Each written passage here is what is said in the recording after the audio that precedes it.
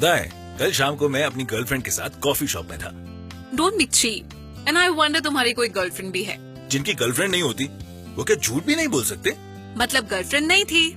लेकिन मेरी पूरी बात झूठी नहीं थी, सिर्फ गर्लफ्रेंड वाला पार्ट झूठा था। फिर तो तुम्हें कॉफी के बारे में काफी कुछ पता होगा। मैं कॉफी शॉप में कॉफी पीने जाता हूँ, वहाँ जॉब नहीं करता। जॉब तो मैं भी नहीं करती, मगर नॉलेज बहुत है। पता है, इंडिया में हम लोग एक सूफी संत की वजह से कॉफी पी रहे हैं। सूफी संत? वो कैसे? 17th सेंचुरी में एक सूफी थे बाबा बुडान। वो हज करके इंडिया वापस लौट रहे थे। रास्ते में उन्होंने मोका यमन के पोर्ट से 7 कॉफी बीन्स लिए और उन्हें इंडिया ले आए और इंडिया में कॉफी की एंट्री हुई। यमन से 7 कॉफी बीन्स लाने में क्या प्रॉब्लम है? छोटे से पर्स में रखो और ले आओ। उस वक्त कॉफी के कारोबार पर अरब्स का कब्जा था। अरब्स कॉफी बीन्स को या तो रोस्टेड या फिर बॉइल्ड फॉर्म में ही देश से बाहर ले जाना अलाउ करते थे। उन्हें डर था कि अगर कॉफी बीन्स उनकी कंट्री से बाहर गए तो फिर कोई भी उन्हें उगा लेगा। कॉफी बीन्स उनके लिए एक वैल्यूएबल कमोडिटी थी। बाबा बुडान सूफी संत थे, इसलिए किसी को उन पर डाउट भी नहीं हुआ। मगर 7 ही क्यों? 8 क्यों नहीं? 7 का अंक इस्लाम में शुभ और बरकत देने वाला माना गया है।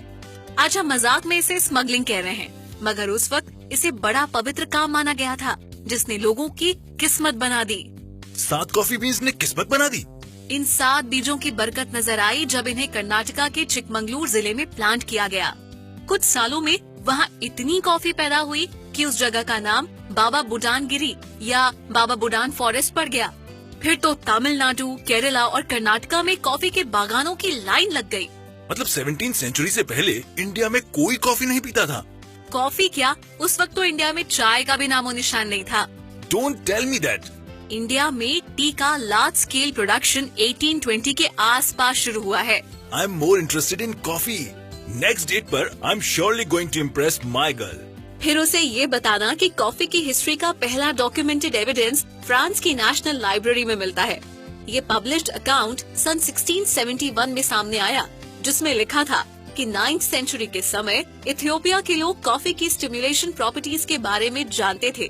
कुछ लोग ये भी कहते हैं कि वो इसे खाते भी थे।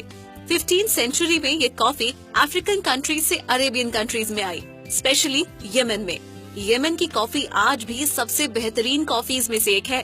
दुनिया की सबसे बेहतरीन कॉफी का कंपटीशन बहुत टफ है।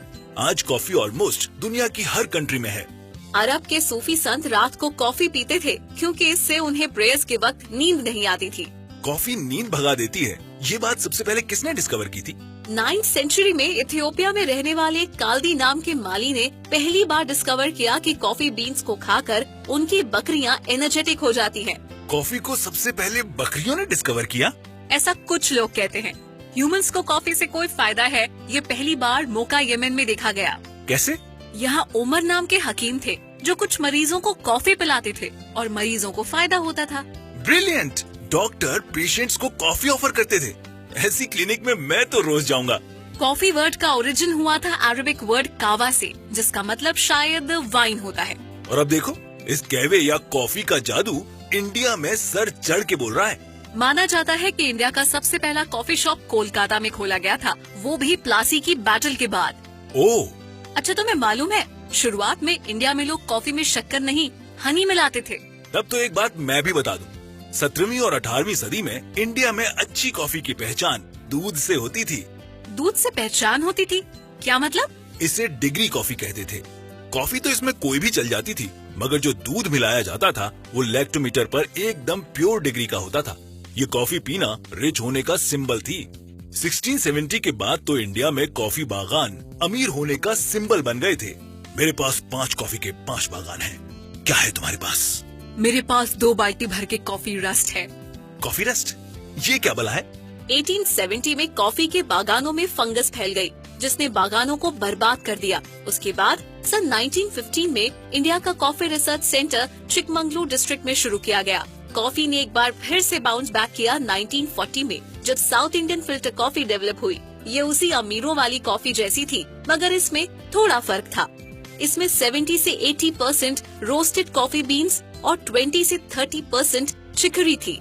इस नए कॉफी ब्लेंड ने इंडिया में कॉफी को नई लीज ऑफ लाइफ दे दी। मतलब कॉफी एक बार फिर से चाय के साथ रेस में वापस आ गई। यस, इंडियन कॉफी के बागानों ने 1970 आते आते एक इंडस्ट्री खड़ी कर दी और उसके बाद इंडियन फिल्टर कॉफी पीना साउथ इंडियन लोगों के लिए डेली रूटीन बन गया। करेक्ट। 1936 में इंडिया में मुंबई में इंडियन कॉफी हाउस के रेस्टोरेंट चेन का पहला कॉफी हाउस खुला और फिर केरला और कोलकाता में भी इसकी ब्रांचेस आई। रियली? 1942 में इंडिया के सारे छोटे बड़े कॉफी मैन्युफैक्चरर्स को एक साथ लेकर एक बॉडी बनाई गई, कॉफी बोर्ड ऑफ इंडिया, जो कॉफी के डेवलपमेंट के लिए काफी काम कर रहे हैं। इंटरेस्टिंग। किस तरह का डेवलपमेंट? सोचो, अकेले इंडिया में 1,71,000 से ज्यादा कॉफी के बागान हैं, जिनमें 9 लाख एकड़ से ज्यादा जमीन पर कॉफी की पैदावार होती है। जो स्टोरी 7 कॉफी बीन से शुरू हुई थी, वो आज यहाँ आ गई है, जब इंडिया वर्ल्ड का 6th लार्जेस्ट कॉफी प्रोड्यूसर है, जहाँ दुनिया की 4% कॉफी का प्रोडक्शन होता है। तो क्या हुआ? सारे वर्ल्ड में एक साल के अंदर लोग तकरीबन 4 बिलियन कप कॉफी पी जाते हैं, और इन 4 बिलियन कप्स में से 2 कप हम दोनों अभी पीने वाले हैं। So it's time to take your leave. So have a nice time and have a nice cup of coffee.